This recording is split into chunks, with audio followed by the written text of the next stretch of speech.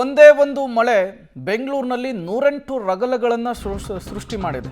ಭಾರೀ ಮಳೆಗೆ ಅನಾಥಾಶ್ರಮಕ್ಕೆ ನೀರು ನುಗ್ಗಿ ಅವಾಂತರ ಸೃಷ್ಟಿಯಾಗಿದೆ. ಬೆಂಗಳೂರಿನ ಹೆಣ್ಣೂರಿನಲ್ಲಿರುವಂತಹ ಅನಾಥಾಶ್ರಮ ಇದು. 70 ಮಂದಿ ಇರುವಂತಹ ಅನಾಥಾಶ್ರಮ ಮಳೆ ನೀರಿನಿಂದ ಈಗ ಮುಳುಗಡೆಯಾಗಿದೆ. ಅನಾಥಾಶ್ರಮಕ್ಕೆ ನೀರು ನುಗ್ಗಿ ರಾತ್ರಿ ಇಡೀ ಒಳಗಿದ್ದವರು ಜಾಗರಣೆ ಮಾಡಿದ್ದಾರೆ. ಹೆಣ್ಣೂರಿನಲ್ಲಿರುವಂತಹ ಕೇರ್ ಶೆಲ್ಟರ್ ಅಲ್ಲಿನ ಪರಿಸ್ಥಿತಿ ಏನಾಗಿದೆ ಅನ್ನೋದನ್ನು ನೀವು ನೋಡ್ತಾ ಇದ್ದೀರಿ. ಇದೇ ಅನಾಥಾಶ್ರಮಕ್ಕೆ ಈಗ ನೀರು ನುಗ್ಗಿದೆ. 100 ಜನ ಇಲ್ಲಿ ವಾಸವಾಗಿದ್ದರು. ಇವರೆಲ್ಲರೂ ಕೂಡ ರಾತ್ರಿ ಇಡೀ ಜಾಗರಣೆ ಮಾಡಬೇಕಾದಂತಹ ಪರಿಸ್ಥಿತಿ ನಿರ್ಮಾಣವಾಗಿದೆ. ಇಡೀ ಅನಾಥಾಶ್ರಮಕ್ಕೇನೆ ನೀರು ನುಗ್ಗಿ ಅವಾಂತರ ಸೃಷ್ಟಿಯಾಗಿದೆ. ಒಳಗಿರುವಂತಹ ವಯೋವೃದ್ಧರು ಯಾವ ರೀತಿ ಪರಿಸ್ಥಿತಿಯಲ್ಲಿದ್ದಾರೆ ಅನ್ನೋದನ್ನು ನೀವು ಗಮನಿಸ್ತಾ ಇದ್ದೀರಿ. ವಿಶೇಷ ಚೇತನರ ಪರಿಸ್ಥಿತಿ ಏನಾಗಿದೆ ಅನ್ನೋದನ್ನು ನೀವು ಗಮನಿಸ್ತಾ ಇದ್ದೀರಿ.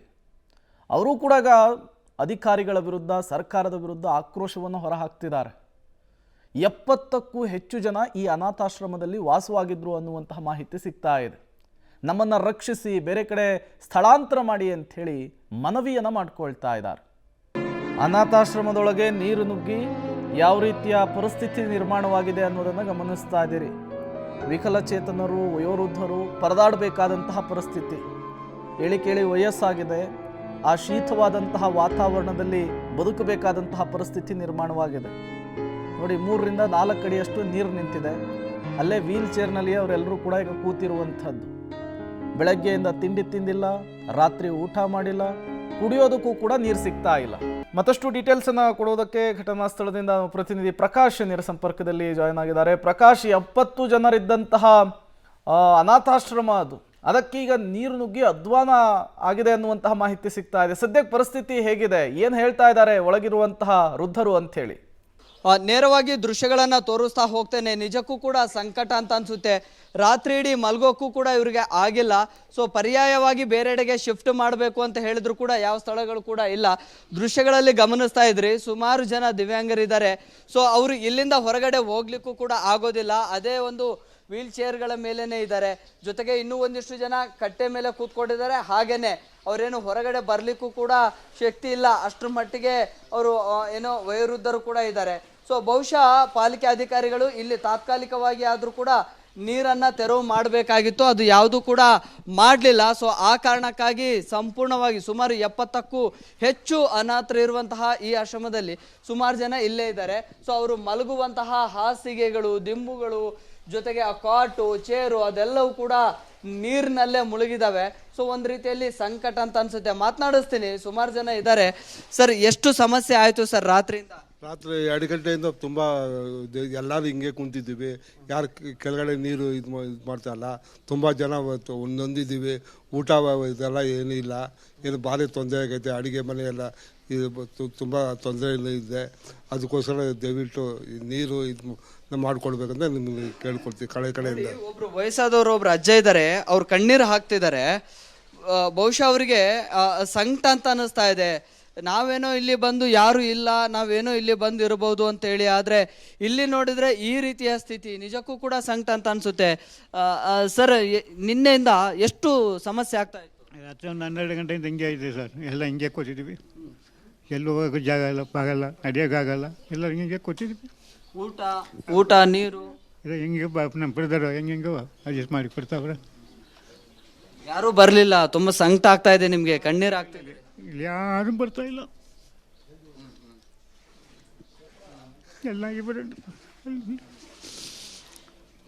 ನಿಜಕ್ಕೂ ಕೂಡ ಸಂಕಟ ಅಂತ ಅನ್ಸುತ್ತೆ. ಸುಮಾರು ಈ ಕುಟುಂಬವನ್ನು ಬಿಟ್ಟು ಇಲ್ಲಿ ಬಂದಿರ್ತಾರೆ, ಇಲ್ಲಿ ಆದರೂ ನೆಮ್ಮದಿಯಿಂದ ಇರಬೇಕು ಅಂತೇಳಿ. ಆದರೆ ಒಂದೇ ಒಂದು ಮಳೆಗೆ ಈ ರೀತಿ ಅಧ್ವಾನದ ಸ್ಥಿತಿ ಈ ಭಾಗದಲ್ಲಿ ನಿರ್ಮಾಣ ಆಗಿದೆ ಅಂತಂದರೆ ಕೈ ಮುಗಿದು ಕೇಳ್ಕೊಳ್ತಿದ್ದಾರೆ. ಇಲ್ಲಿರುವಂತಹ ವ್ಯವಸ್ಥೆಗಳನ್ನು ಅಥವಾ ನೀರನ್ನು ಮೊದಲು ಇಲ್ಲಿಂದ ತೆರವು ಮಾಡಿ ಅಂತ ಹೇಳಿ.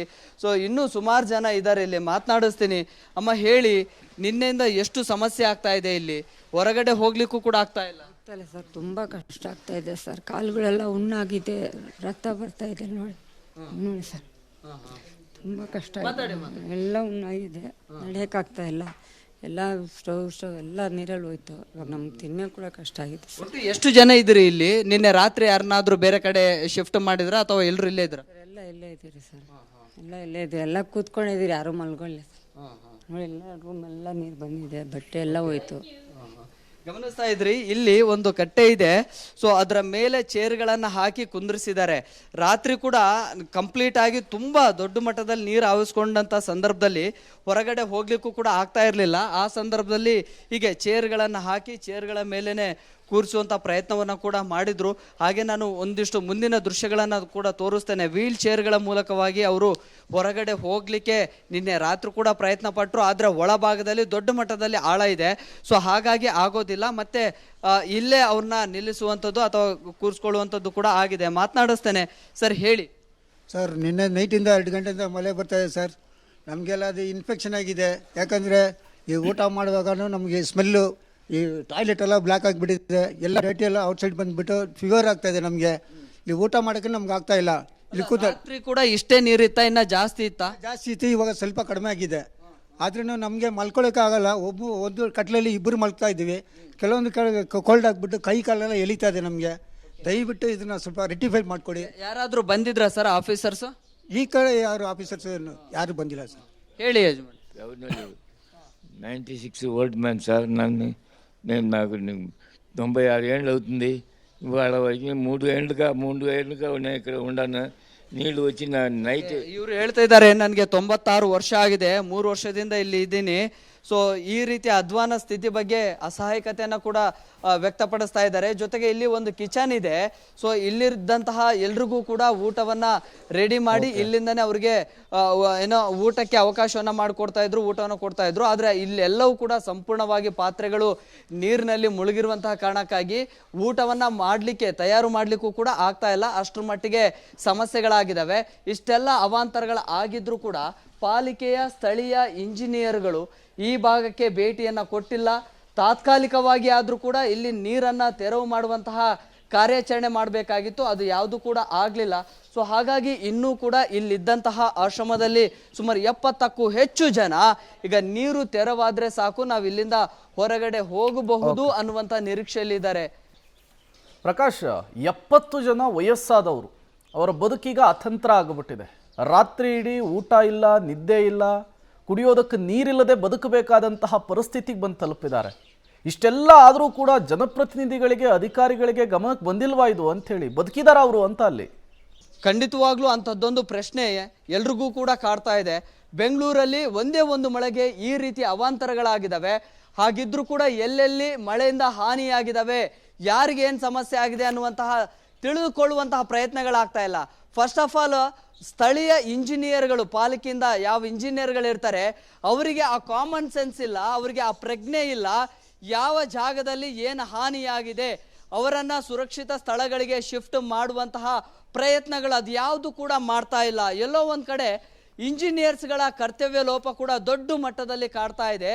ಅದರ ಮೇಲಾಧಿಕಾರಿಗಳಾದರೂ ಕೂಡ ಎಲ್ಲೆಲ್ಲಿ ಏನಾಗಿದೆ ಅನ್ನುವಂತಹ ಉಸ್ತುವಾರಿಯನ್ನ ತಂಡಗಳನ್ನು ನೇಮಕ ಮಾಡಿರ್ತಾರೆ, ಅದು ಕೂಡ ಯಾವುದು ಸಕ್ಸಸ್ ಆಗ್ತಾ ಇಲ್ಲ. ಅಂದರೆ ಎಲ್ಲಿ ಏನಾಗಿದೆ ಅವರನ್ನ ಜನರಿಗೆ ಸಮಸ್ಯೆಗಳನ್ನ ಪರಿಹಾರ ಕೊಡುವಂಥ ಪ್ರಯತ್ನಗಳು ಏನಾದರೂ ಆಗ್ತಾ ಇದೆಯಾ? ಆ ಪರಿಶೀಲನಾ ಕಾರ್ಯ ಕೂಡ ಯಾವುದು ಕೂಡ ಆಗ್ತಾ ಇಲ್ಲ. ಕೇವಲ ಒಂದು ಭಾಗದಲ್ಲಿ ಅಲ್ಲ, ಇಲ್ಲಿ ಆಶ್ರಮಕ್ಕೆ ನೀರು ನುಗ್ಗಿದೆ, ರಾತ್ರಿ ಇಡೀ ಜಾಗರಣೆ ಮಾಡಿದ್ದಾರೆ, ಇದು ಒಂದು ಭಾಗ. ಬೇರೆ ಬೇರೆ ಏರಿಯಾಗಳಲ್ಲಿ ಇಡೀ ಮನೆಗಳಿಗೇನೆ ನೀರು ನುಗ್ಗಿದೆ, ಮನೆಯಲ್ಲಿದ್ದಂಥವರು ಕೂಡ ಲಾಕ್ ಆಗಿದ್ದಾರೆ, ಹೊರಗಡೆ ಬರೋದಕ್ಕೆ ಆಗ್ತಾ ಇಲ್ಲ. ಇನ್ನು ಕೆಲವು IT ಕಂಪನಿಗಳು, ದೊಡ್ಡ ದೊಡ್ಡ ಕಂಪನಿಗಳ ಅಕ್ಕಪಕ್ಕದ ಚರಂಡಿಗಳೆಲ್ಲವೂ ಕೂಡ ಓವರ್ಫ್ಲೋ ಆಗಿದ್ದಾವೆ, ಅಲ್ಲಿ ಆ ಒಂದು ಕಂಪನಿಗಳಿಗೆ ಹೋಗೋದಕ್ಕೆ ಆಗೋದಿಲ್ಲ. ಈಗ ಬ್ರ್ಯಾಂಡ್ ಬೆಂಗಳೂರು ಮಾಡ್ತೀವಿ, ಗ್ರೇಟರ್ ಬೆಂಗಳೂರು ಮಾಡ್ತೀವಿ, ಬೆಂಗಳೂರನ್ನು ಹೈಫೈ ಮಾಡ್ತೀವಿ ಅಂತೇಳಿ ಪಾಲಿಕೆಯ ಬಜೆಟ್ನಲ್ಲಿ ಸಾವಿರಾರು ಕೋಟಿಗಳನ್ನು ಮೀಸಲಿಡಲಾಗುತ್ತೆ. ಆದರೆ ಇದೆಲ್ಲವೂ ಕೂಡ ಎಲ್ಲಿ ಹೋಗುತ್ತೆ ಅನ್ನುವಂತಹ ಪ್ರಶ್ನೆಗಳು ಕೂಡ ಕಾಡುತ್ತೆ.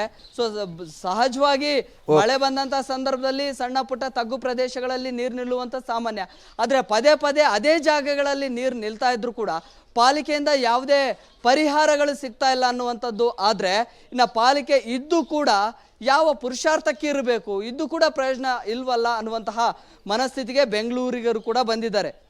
ಓಕೆ, ಥ್ಯಾಂಕ್ ಯು ಪ್ರಕಾಶ್ ತಮ್ಮೆಲ್ಲ ಮಾಹಿತಿಗಾಗಿ.